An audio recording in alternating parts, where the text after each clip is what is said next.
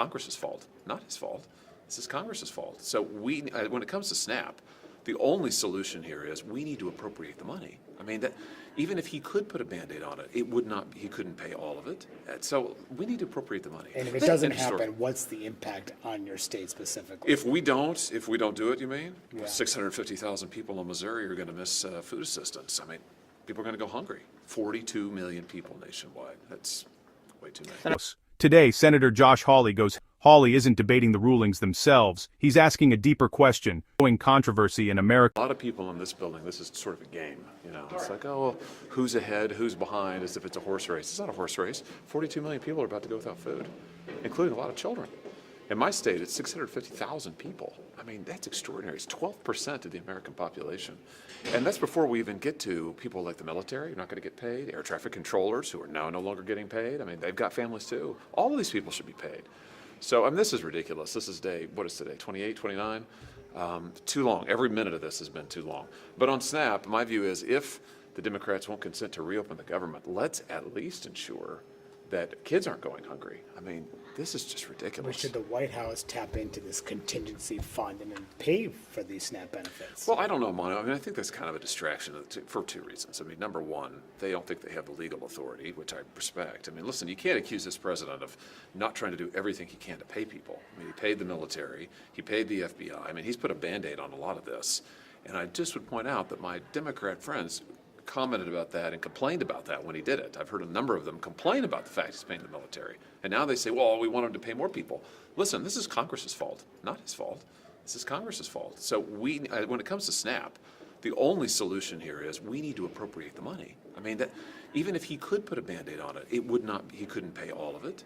So we need to appropriate the money. And if it doesn't happen, what's the impact on your state specifically? If we don't do it, you mean? Yeah. 650,000 people in Missouri are going to miss food assistance. I mean, people are going to go hungry. 42 million people nationwide. That's way too many. Senator, what's the impact on MAGA voters of the ACA and SNAP deadlines? I think there's a previous versions of the Republican Party who might have said these are Democrats' constituents. Some people are saying that, but there are a lot of Republican voters as well who are impacted. Well, yeah, listen, I don't care who they voted for. I mean, my view is that no child in this country ought to go to bed hungry because a bunch of politicians in Washington can't decide what they want to do, and they're intent on blaming each other. You know, it's your fault. No, it's your fault.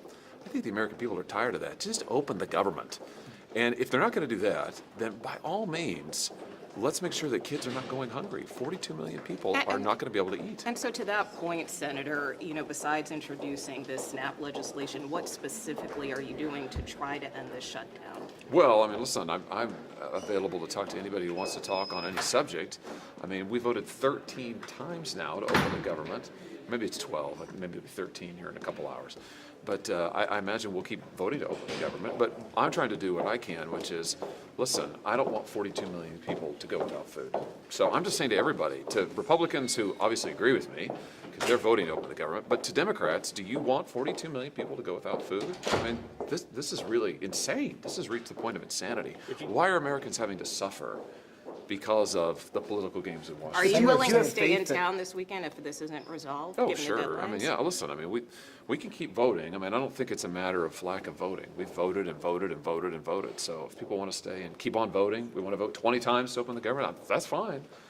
But it's going to take a willingness, I think, ultimately on the other side to come to the table and open the government back up. And my message is, if for whatever, look, I think this shutdown's wrong. I want to be real clear about this. I'm not sanguine about it. I don't think it's like, oh, well, you know, on the one hand, on the other hand. No, it's wrong. It's been terrible for people, and it's getting worse. But if I can't convince my Democrat colleagues to reopen the government instantly, right now, which they should do, let's at least not let hungry people go without food. Senator Thune has not committed to giving this bill a vote. He's been non-committal. Are you concerned about his position? Well, I mean, I don't control the floor. I can tell you that this will not pass with unanimous consent. I ran the hotline on this last Friday, and this bill will not pass with unanimous consent. So if I took it to the floor, someone would object. I can say with 100% confidence. So it needs a vote.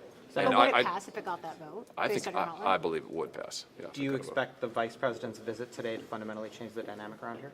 Oh, I don't know the answer to that. I don't want to speculate on what the vice president will say. If you could put your constitutional lawyer hat on for a second, just change the topic. Sure. The House Oversight Committee released its report on the Biden auto pen investigation this morning. Yeah. Basically, the gist of it says, these actions that were taken with the auto pen should not be considered valid unless there's concrete evidence it was Biden who was directing this use. Do you agree with that? And what is the implication, going forward if, some of these pardons might not have been valid? Huge implications. I mean, huge implications. And what it would mean most immediately is folks who would otherwise be prosecuted. I mean, the effect of the pardon, of course, is you can't be prosecuted.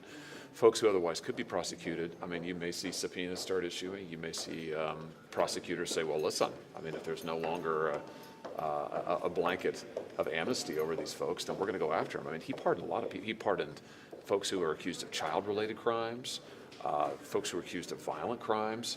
So if I'm a prosecutor, and I was one for several years, I mean, I'd look at that and say, hey, I'd like to get these people back into court. So I think that Do may you be really the think these immediate are effect. null and void, these pardons?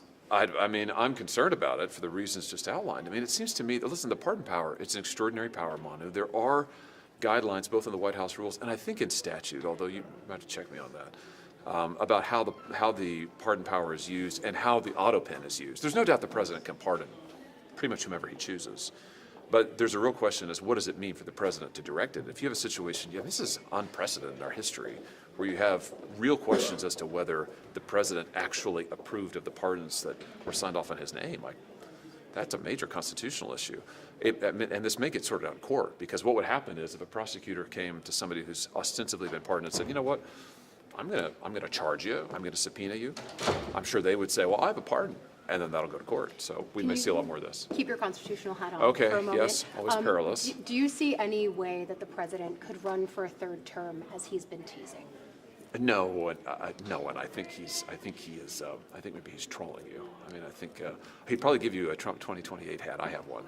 But no, I think the Constitution's pretty clear on that. Your colleague, Senator Tuberville, was keeps, sort of Steve open. Bannon keeps this idea out there. And so did Tuberville just now downstairs with me. Well, listen, all I can say is the Constitution is pretty clear on this, and I don't want to. The president, I think, has ruled this out, but I think that we could change the Constitution. I mean, that would be the way to do it. Would you want to do that? No, I'm a term limits guy. Like I think we ought to have term limits for Congress. So if you're asking me, I want more or fewer term limits? I'd like more, not fewer. So every president complains about the fact that they're term limited, but Congress isn't. And good point. Congress should be too. I mean, that's the way I would go. But And just to very be clear, briefly- you're okay with the trolling part of it, but you don't want to actually see him try to do it. Well, listen, I mean, the Constitution is what it is, and he knows that. He said that. I think he's winding you guys up. I was just going to say before we Yes, let you go, I okay. know you have a press conference on this later, Oh, but yeah. can you talk about this issue of AI and chatbots Yes. and what your chief concerns are? Yes, I'm glad you asked. My chief concern is that these chatbot companions are getting kids to kill themselves. I mean, it's really simple. We're going to hear from parents today who are going to talk about their children who've lost their lives. Don't forget to like, subscribe, and hit the notification bell for more political insights.